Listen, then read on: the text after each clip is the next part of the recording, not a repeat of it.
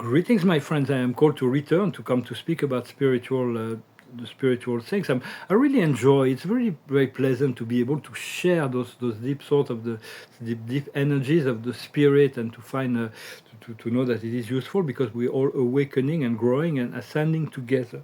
With all kinds of, not everyone, but most people, a lot of people are. So we'll discuss different ideas. I thank you very much. Not to forget to subscribe. I thank you for liking, sharing, for commenting, and for your donations. I was talking about the integration of all the 12 signs of the zodiac, those constellations. We could do all conferences about the attributes, the strengths and weaknesses of all of those constellations. They are very rich. They have assumed the responsibility of holding certain position in order to educate humanity. And those 12 constellations are the essentially, if we were going to resume the power of each constellation, we could say that the Aries is about I am, the Taurus is about I have, the Gemini is about I think, the Cancer is about I feel, the Leo is about I will, the Virgo is about I analyze, the Balance is about I balance, the Scorpio is I desire, the Sagittarius is I aim, the Capricorn is I utilize, I use, I utilized, the Aquarius is I know, and the Pisces is I believe. So we do need to integrate all of those aspects and get, the more planets we have in any constellation, the more strengths we have, and the less we have, the less strengths we have. So we have a tendency to attract people into our life that are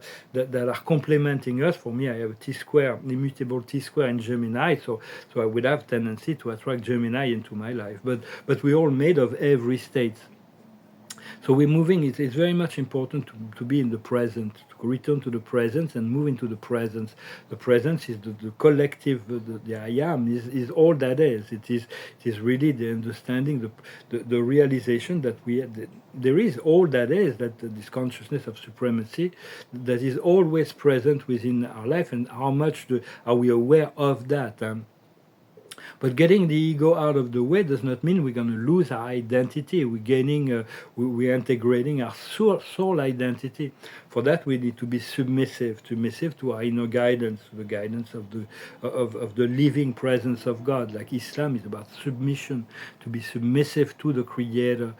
Beyond the dogma and the books and all that, there is this living presence of the mirror of life that is always telling us what to do, always reflecting us what is the right position, because what is good at in the wrong moment can be bad. What is bad at any moment can, if the right moment, can be good.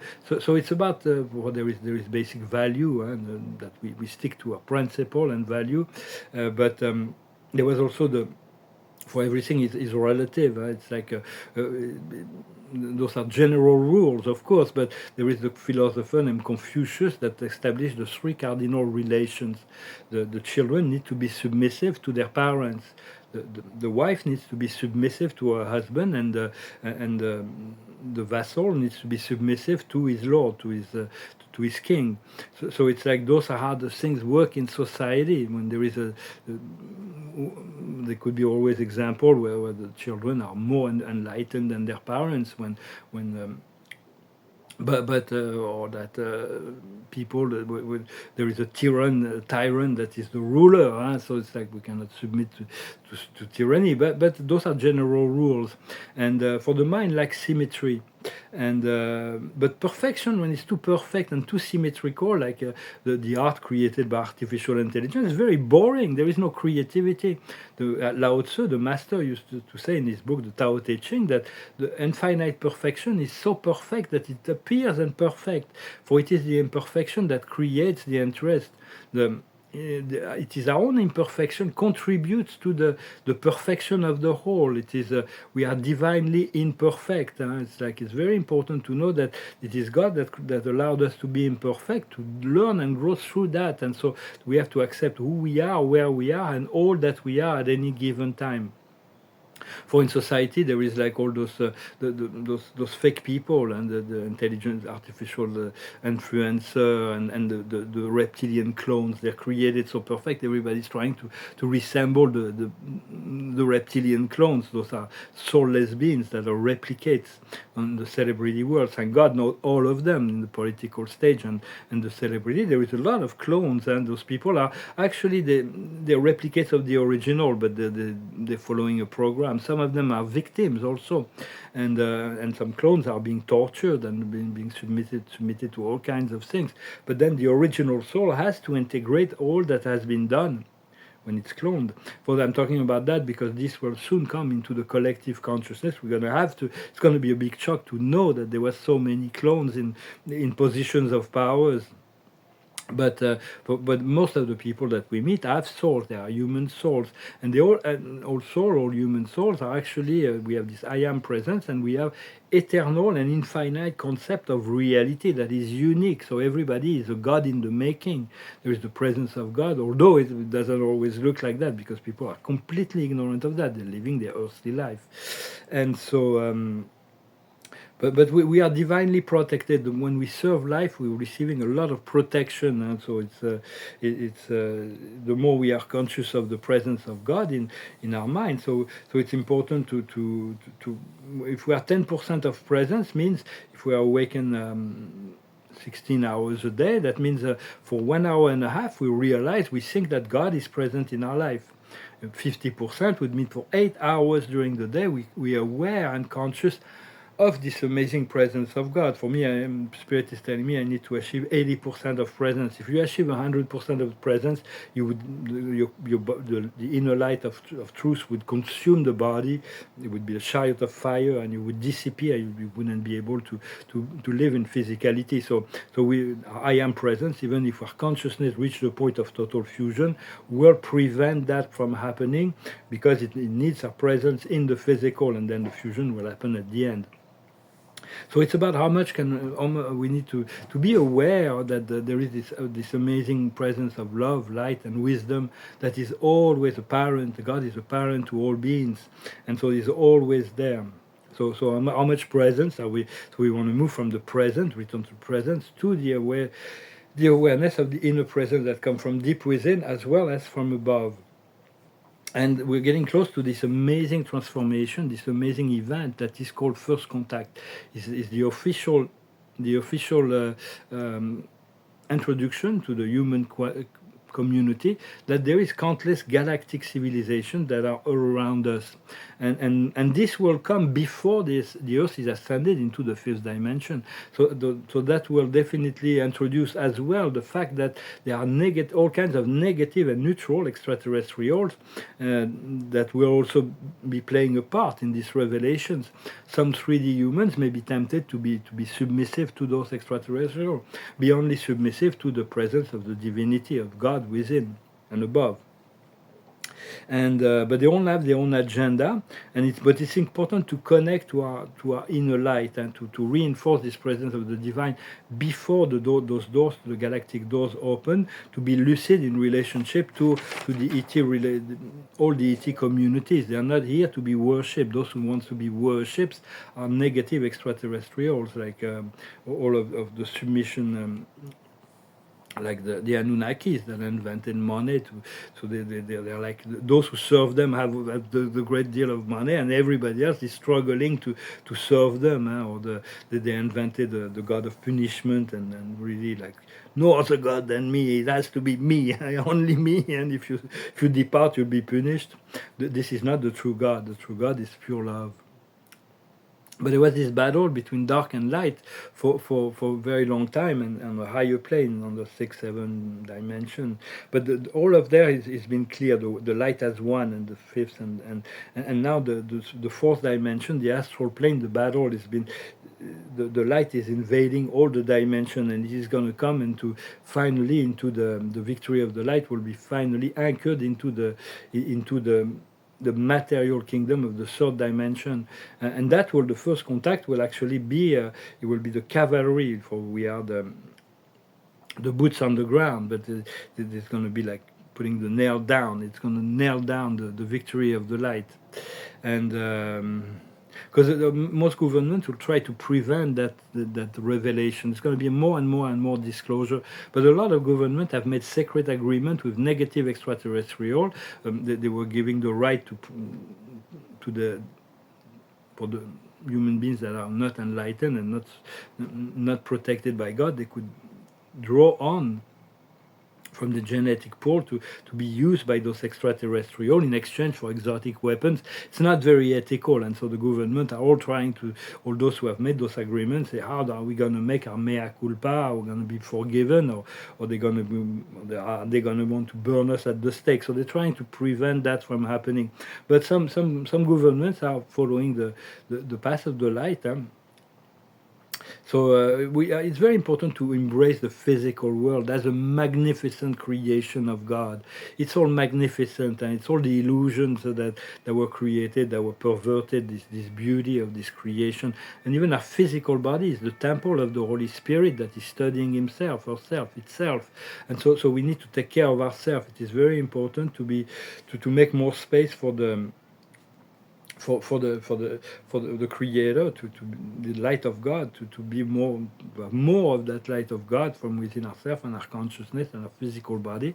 We need to clear up we are the bridge between the spiritual realm, from the heart to the crown, the receptive chakra, to the earth, the light of the earth, from the heart to the feet, and we need to balance out those energies. So, and it's very important to find a day to slow down. Like there was Shabbat, it's a day where we give to ourselves. We slowing down.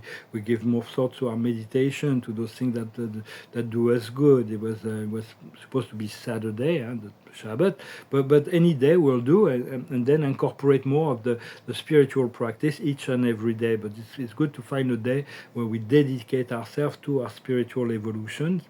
And find to realize that the more we rest, the more resting is very powerful. We heal, and we achieve so much when we take nap, or when we sleep, or when we rest. So whenever you can, just continue to cultivate this sense of resting. Well, I hope this message was interesting for you. I thank you for your presence and for your support to this channel, so I can continue to make those videos. I'm going to pull a card. If you're interested about art, I'm really looking forward to selling some art until I can actually be in a position where I have my galleries. And for the question, the card of the day is "May the truth be." The truth needs to be known. The truth needs to come out. The truth cannot be hidden forever. So it's important to speak our truth and to be truthful and to be ready to take.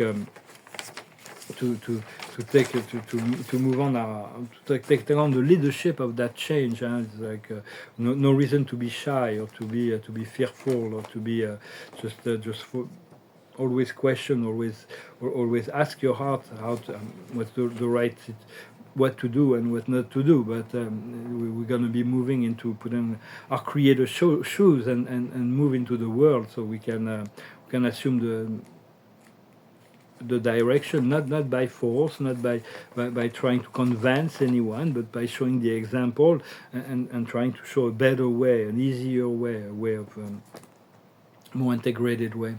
So I'm going to finish with a song. I wasn't sure, I didn't have a song going through my head, so I pulled out a few songs at random, and this song is very powerful. It's about to be rescued by love. It's a song by U2 and Bob Dylan that was written originally. It's called "Love Rescue Me." It goes like this. Love rescue me, come forth and speak to me, raise me up and don't let me fall. No man is my enemy, my own hands imprison me. Love rescue me. Many strangers I have met on the road to my regret. Many lost to seek to find themselves in me. They ask me to reveal the very thoughts they would conceal. Love, rescue me.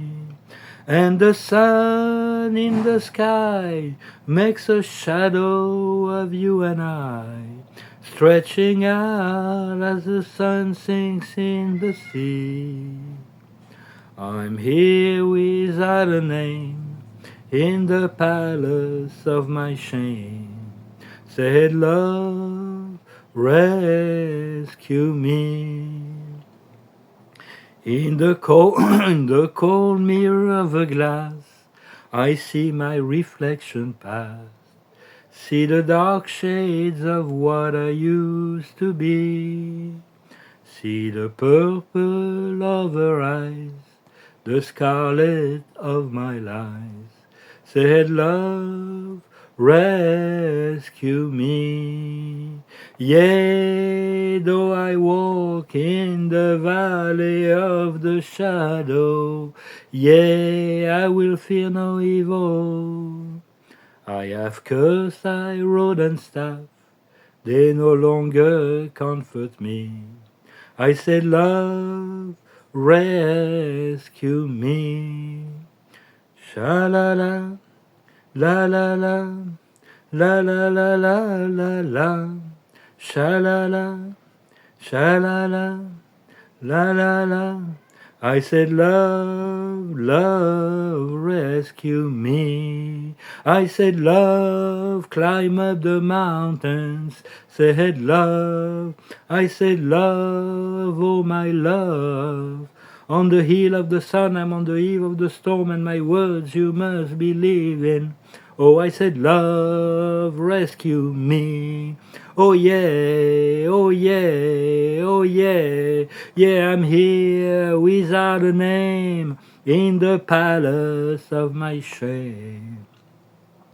I said, love, rescue me. I have conquered my past, the future is here at last. I stand at the entrance to a new world. I can see the ruins to the right of me. Will soon have lost sight of me. Love, rescue me. Pretty long song, but pretty powerful. And so I'm going to finish with a few cards. See what the last words to the angels. We thank the angel to come close, to always be with us. When we have the angels, everything is always doing well. When the angels are involved in any situation, everything, they are really the hands of God in this world. So we thank the angels for their continuing support, enlightenment, protections. The card of the day is reconciliation. We have to reconciliate ourselves with so many parts of ourselves to be whole. The higher wisdom is the triumph.